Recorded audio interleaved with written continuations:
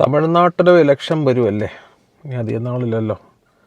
നമ്മുടെ വിജയ് ഇങ്ങനെ പറന്ന് നിൽക്കുകയാണ്. സ്റ്റാലിനാകെ പെട്ടൊരവസ്ഥയാണ്. നേരത്തെ സ്റ്റാലിൻ വിജയ് ഉറപ്പിച്ച വ്യക്തിയാണ്. ഇപ്പം വിജയ് വന്നതോടുകൂടി സ്റ്റാലിൻ്റെ കാര്യത്തിൽ പ്രയാസമാണ്. വിജയ്ക്ക് നല്ല ജനപിന്തുണയാണ്. സ്റ്റാലിൻ വിജയുടെ മുമ്പിൽ പോരാ എന്നാണ് ഞാനും മനസ്സിലാക്കുന്നത്. കാരണം വിജയ്ക്കാണ് ജയസാധ്യത കൂടുതലും. തമിഴ് രാഷ്ട്രീയം എന്ന് പറയുമ്പോൾ തന്നെ നമുക്കറിയാം അത് സിനിമയായിട്ട് ലിങ്ക്ഡാണ്. സ്റ്റാലിൻ്റെ മകനെ സിനിമ ഇൻഡസ്ട്രിയോട്ട് ഇറക്കിയത് എന്തിനു വേണ്ടിയാണ്?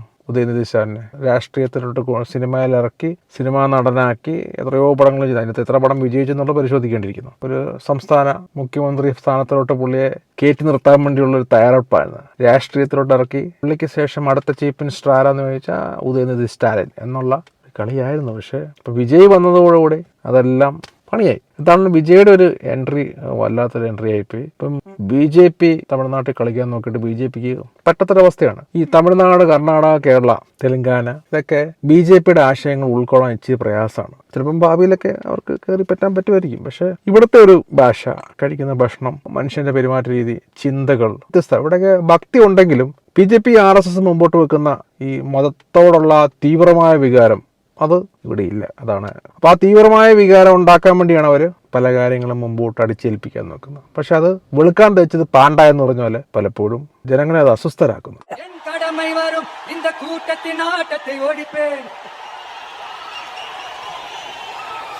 மக்கள் அரசியல் என்ற அந்த சவுக்க கையில் எடுக்கலாமா? யாருக்கு எதிரான கேக்குறீங்க? வேற யாரு? மறைமுக உறவுக்காரர்களான பாசிச பாஜகவும் பாய்சன் திமுகவும் தான். மாண்புமிகு பிரதமர் நரேந்திர மோடிஜி அவர்களே, மூணாவது முறையா ஒன்றியத்தோட ஆட்சி அதிகாரத்தை நீங்க தானே கையில் வச்சிருக்கீங்க. இல்ல நாங்க தெரியாம தான் கேக்குறோம். நீங்க ஆட்சிக்கு வந்தது ஒட்டுமொத்த மக்களுக்கும் நல்லது செய்யவா, இல்ல நம்மளுடைய இந்த இஸ்லாமிய நண்பர்களுக்கும் இஸ்லாமிய தோழர்களுக்கும் எதிராக சதி செய்யவா? மக்களுக்கு உங்ககிட்ட கேட்கறதுக்குன்னு ஏராளமான கேள்விகள் இருக்குது. அதனால அவங்க சார்பா, அவங்கள ஒருத்தனா, அவங்களோட ஒரு உண்மையான ஒரு பிரதிநிதியா உங்ககிட்ட சில கேள்விகள் கேட்கணும் மிஸ்டர் பிரைம் மினிஸ்டர் அவர்களே. நம்ம தமிழ்நாட்டு மீனவர்கள் கிட்டத்தட்ட ஒரு 800 பேருக்கு மேல இலங்கை கடற்படையால தாக்கி அழிக்கப்பட்டிருக்காங்க. அதை கண்டிக்கிறதுக்காக உங்களை பெருசா எதுவும் செய்ய சொல்லல. சின்னதா ஒண்ணே மட்டும் செஞ்சு கொடுங்க. இனிமேலாச்சும் எங்களுடைய மீனவர்கள் பாதுகாப்பா இருக்கிறதுக்காக இந்த கச்சத்தீவை இலங்கை கிட்ட இருந்து மீட்டு கொடுத்துருங்க, அது போதும். உங்களுடைய இந்த முரட்டு பிடிவாதத்தால நீங்க நடத்துற இந்த நீட்டு தேர்வு, அதனால இங்க என்னென்ன நடக்குதுன்னு சொல்றதுக்கு மனசு வலிக்குது. அதனால இந்த நீட்டு தேர்வு தேவையில்லைன்னு அறிவிச்சிருங்க, அது போதும். சேவீர்களா திரு நரேந்திரபாய் தாமோதர் மோடிஜி அவர்களே, எங்களுக்கு என்னென்ன தேவையோ, என்னென்ன நல்லதோ அதெல்லாம் செய்ய மாட்டேங்கிறீங்க. ஆனா ஆட்சி அதிகாரத்தை மட்டும் கையில வச்சுக்கிட்டு மக்களை ஏமாத்த நேரடியாக ஒரு பாசிச பாஜக அடிமை கூட்டணி ஒண்ணு. அடுத்து உங்களுடைய இந்த மைனாரிட்டி ஆட்சி ஓட்டுறதுக்காக மறைமுகமாக RSS அடிமை குடும்பம்னு இன்னொரு கூட்டணி. இப்படி மக்கள் சக்தியே இல்லாத இந்த ஊழல் கட்சிகளை மிரட்டி அடிப்பணிய வச்சு 2029 வரைக்கும் சொகுசு பயணம் போயிடலாம்னு திட்டம் தீட்டி வச்சிருக்கீங்க. அதானே ஜி? என்ன ஜி? ஒண்ணு மட்டும் சொல்றேன், தெரிஞ்சுங்க. என்னதான் நீங்க இந்த நேரடி மறைமுக கூட்டணி இந்த குட்டிக்காரன் போட்டாலும் தாமரை இலையில தண்ணியே ஒட்டாது. தமிழக மக்கள் மட்டும் எப்படி ஒட்டுவாங்க?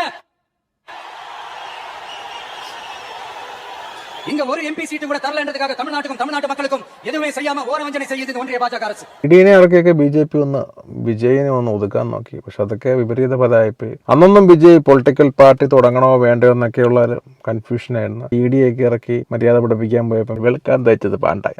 അവർക്ക് ഭയം തോന്നുന്നിടത്തൊക്കെ അവർ EDയെ പ്ലേസ് ചെയ്യുന്നുണ്ട്. അത് തന്നെ ഒരു ശരിയായ നടപടിയല്ല. ഇപ്പൊ EDയുടെ വിശ്വസ്തത തന്നെ ചോദ്യം ചെയ്യുന്ന രീതിയിലായിപ്പോയി. EDയുടെ ഒരു ഓഫീസറിന്റെ കേസ് ഇവിടെ കിടക്കുകയാണ്. ആ കേസ് അങ്ങോട്ടാ പോയി. ഇപ്പം തൽക്കാലത്തന്നെ മീഡിയാസിന്റെ ഇടയിൽ വലിയ ഇത് വരുന്നില്ല. അത് മുങ്ങിക്കിടക്കും. ഒരു ഉദ്യോഗസ്ഥൻ കറപ്റ്റഡാണ്. 6 മാസമായുള്ളൂ. PDയോടുള്ള വിശ്വസ്ത ജനത്തിന്റെ പോയി. BJPയുടെ നമ്പർ ഒന്നും വിജയുടെ അടുത്ത് നടക്കുമെന്ന് എനിക്ക് തോന്നുന്നില്ല. സ്റ്റാലിന് പോലും നിലനിൽപ്പിലോടെ വിജയ് വന്നേ പിന്നെ തമിഴ്നാട് ഇളകി മറിഞ്ഞാണ് നിൽക്കുന്നത് പുതിയൊരു മുഖ്യമന്ത്രി. ഞാൻ പറയാതെ തന്നെ അത്യാവശ്യം വാർത്ത കേൾക്കുന്നവർക്ക് മനസ്സിലാവും.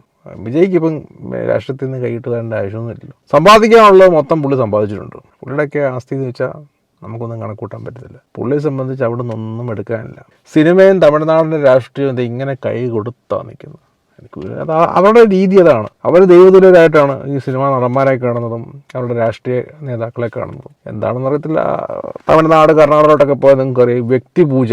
നദീ നടന്മാരെയൊക്കെ പൂജിക്കാൻ അമ്പലം വരെയുള്ള നാടാണ് തമിഴ്നാട്, കർണാടക ഭാഗത്തോടെ ചെന്ന് കഴിഞ്ഞാൽ. തമിഴ്നാട്ടിലൊക്കെയുള്ള വികസനം കാണുമ്പോൾ ഞാൻ പലപ്പോഴും ചിന്തിച്ചിട്ടുണ്ട്, നമ്മുടെ നാട്ടിൽ എന്താ ഈ വികസനമൊന്നും വരാത്ത? നമുക്ക് വികസനം ഇതൊന്നും അല്ല. നമ്മുടെ ഒരു കേരളത്തിൻ്റെ ഒരു വരവനുസരിച്ച് ഇതിന് മുകളിലോട്ടൊക്കെ വികസിച്ച് പോകേണ്ടതാണ്. ഒന്നും ആയിട്ടില്ല.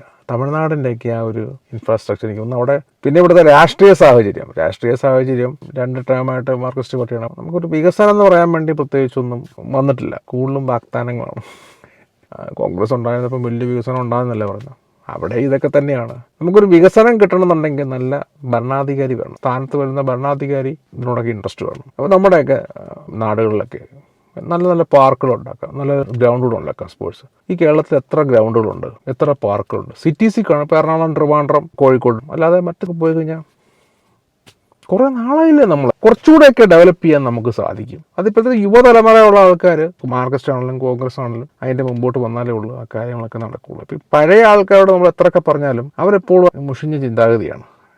അവർ നോക്കുമ്പോൾ ഇത് മതിയില്ലേ, കാലഘട്ടം മാറി. നമ്മുടെ കുഞ്ഞുങ്ങളൊക്കെ പുറത്തോട്ടാണ് പോകുന്നത്. കാരണം എന്താ, ഈ വികസനവും ഈ സൗകര്യങ്ങൾക്കൊക്കെ വേണ്ടിയാണല്ലോ നമ്മുടെ കുഞ്ഞുങ്ങൾ നാട് വിട്ടു പോകുന്നത്. നമുക്കിവിടെ കൊടുക്കാൻ പറ്റുമെന്നുണ്ടെങ്കിൽ ഒരുപാട് യുവാക്കളോട് നിൽക്കും. നമ്മുടെ നാട്ടിൽ വികസനം കിട്ടുകയും ചെയ്യും. അത്യാവശ്യം കാലിബറുള്ള പിള്ളേരെല്ലാം പുറത്തോട്ട് പോയി കഴിയുമ്പം നമുക്ക് ഇവിടെ നാട്ടിൽ ആരും ഇല്ലാതെയാവുന്നേ. അതാണ് ഏറ്റവും വലിയ പ്രശ്നം വരുന്നത്. ഇവിടെ തന്നെ നമ്മുടെ വരും തലമുറയെ നിർത്താൻ നമുക്ക് എന്തെല്ലൊക്കെ വേണം. മുക്കിന് ബാറുണ്ടാക്കിയിട്ട് കാര്യമില്ല. പിള്ളേർക്ക് പ്രയോജനം ചെയ്യുന്ന രീതിയിൽ പുതിയ പുതിയ സംരംഭങ്ങൾ തുടങ്ങാനുള്ള ഹെൽപ്പ് ചെയ്യുക. ഈ റോഡ് തന്നെ നമ്മളൊന്നും യാത്ര ചെയ്യണമെന്നുണ്ടെങ്കിൽ കിടന്ന് ബുദ്ധിമുട്ടുമാണ്. നമ്മൾ ഈ പൊളിറ്റിക്കൽ പാർട്ടി മുമ്പോട്ട് വെക്കുന്ന വികസനങ്ങൾ ഇലക്ഷൻ്റെ സമയത്ത് പറയുന്നുണ്ടല്ലോ, അതിൻ്റെ ഒരു 75% അവർ ചെയ്യുവാണെന്നുണ്ടെങ്കിൽ നല്ലതായിരുന്നു. അത് പക്ഷേ പലപ്പോഴും 25% അവർ ഇൻവെസ്റ്റ് ചെയ്യത്തുള്ളൂ. പറഞ്ഞതിൻ്റെ അകത്തുനിന്ന് ഒരു 25% ചെയ്യും. അതാണ് ഇവരെല്ലാം ഇപ്പം കോൺഗ്രസും മാർക്സിസ്റ്റും എല്ലാം അതാ ചെയ്ത് പോയിക്കൊണ്ടിരിക്കുന്നത്. അതിലൊക്കെ ഒരു മാറ്റം വരണം. വിജയ്ക്ക് വന്നു കഴിയുമ്പോൾ എനിക്ക് തോന്നുന്നത് കുറച്ചുകൂടെ അഡ്വാൻസ്ഡ് ആയിട്ട് തമിഴ്നാട് കുറച്ചുകൂടെ വളരും. വീഡിയോ ഇഷ്ടപ്പെട്ടെങ്കിൽ ലൈക്ക് ചെയ്യുക, ഷെയർ ചെയ്യുക, സബ്സ്ക്രൈബ് ചെയ്യുക. Okay, bye, take care.